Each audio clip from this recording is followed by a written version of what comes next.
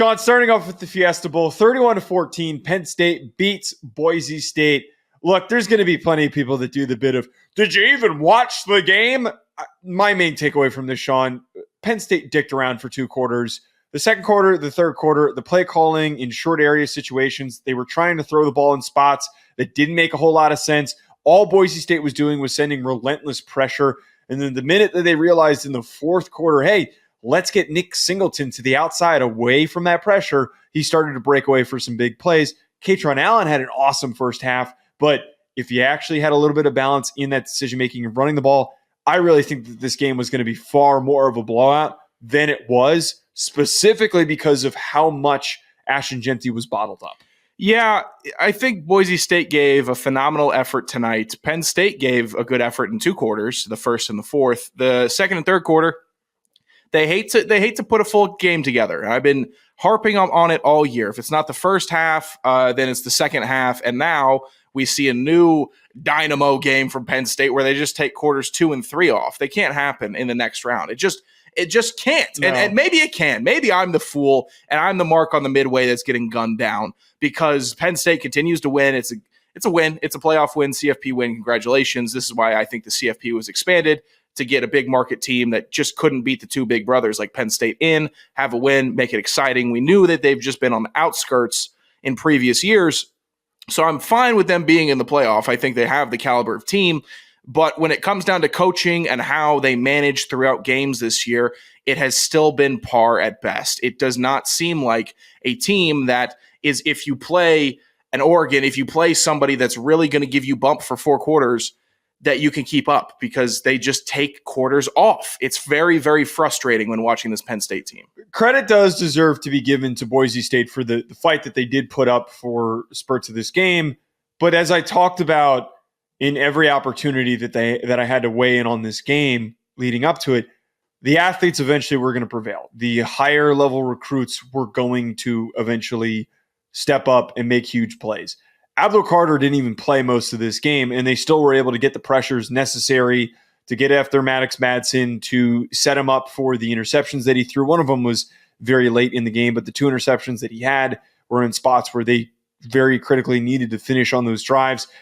The one thing that's not surprising, or I was surprised that Ashton Jeanty didn't go over 150. I thought that if somebody was going to step up and have a huge game and everybody else around him was going to struggle, it was going to be Jeanty. But he goes 30 for 104 for 3.5 yards per carry, no touchdowns. That's a pretty good stat line for a running back. But for Jeanty, who has blown past everybody, including Oregon, that's pretty pedestrian, and that's a kind of just a typical normal day, especially on 30 carries that he only had 3.5 yards per attempt. Penn State's approach here worked really well. They allowed Maddox Madsen to make plays. Like, he was dotting up this Penn State defense at times because there was no help. There was nobody to turn to if somebody got beat. That was why there's so many big splash plays through the air. But eventually those drives slowed down when they tried to run the ball again. And it was 3rd and long, and that was led to 2 of the interceptions in this game. But the credit goes there for Penn State, the way that their defensive line played. That was what we knew coming into this, that they were special and that they're going to be special depending on who they face next round. They're going to probably have a huge performance to keep them afloat.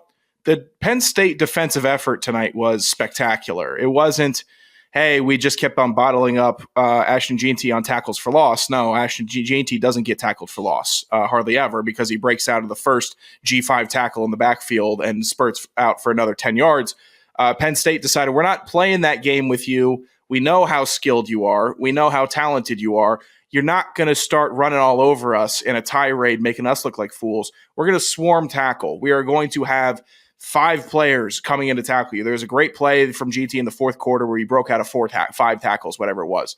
That was like the only one tonight. Everything else was bottled up. If he broke the first tackle, there were 2 defensive backs, 3 defensive backs, and a linebacker ready there to bottle him up. He was the key focal point of the defensive game plan, and Penn State, to their credit, executed that very well. The issues of Penn State come with their offense. That's where they lie. The Penn State defense, So many props you can give them for what they've done on the year, and especially tonight when you have an absolute game breaker. You bottle him up for a pedestrian 104. That's all they needed to do.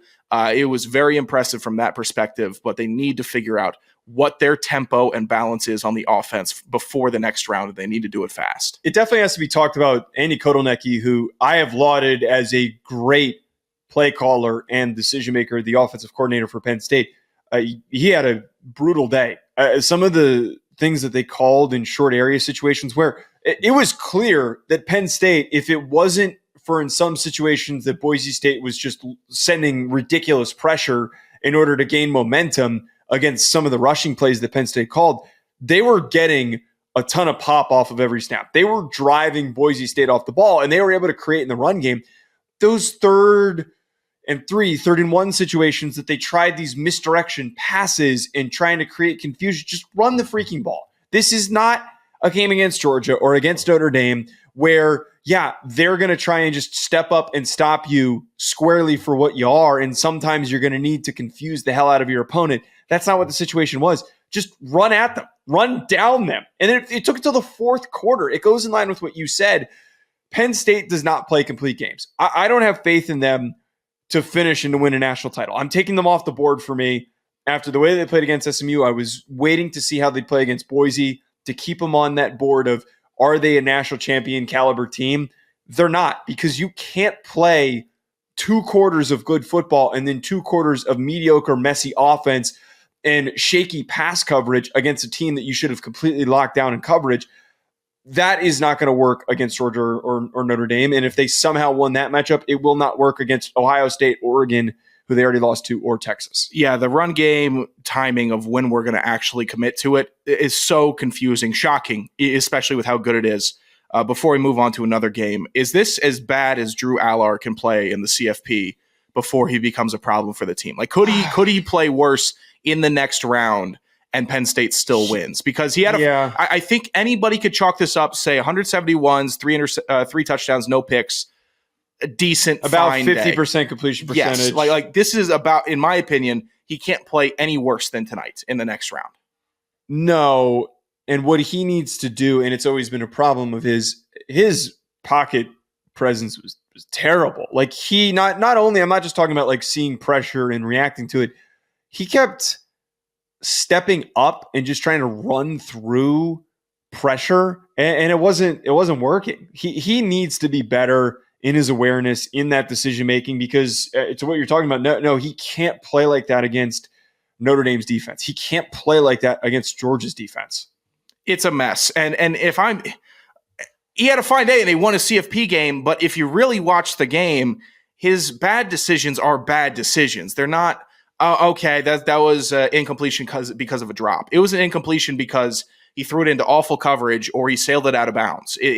His misses are legit misses. We're not working in a gray area. How bad is Jared Goff really? No, it is either he's thrown a laser beam down the middle, or he's thrown it up to Tyler Warren, or he's thrown it way out of bounds. And the way out of bounds or the picks that didn't come tonight, but we've seen eventually do come, are at times backbreaking. So I think he definitely needs to lock in, or we fully commit to the run, one or the other. You can't just keep on half foot into Allar's a really good 5-star prospect quarterback and half foot in, oh, we're so downhill run game. We've got 2 phenomenal backs that can pound and ground and pound a defense. They're just dancing on both lines. They either need to pick one or Allar needs to pick up his game significantly.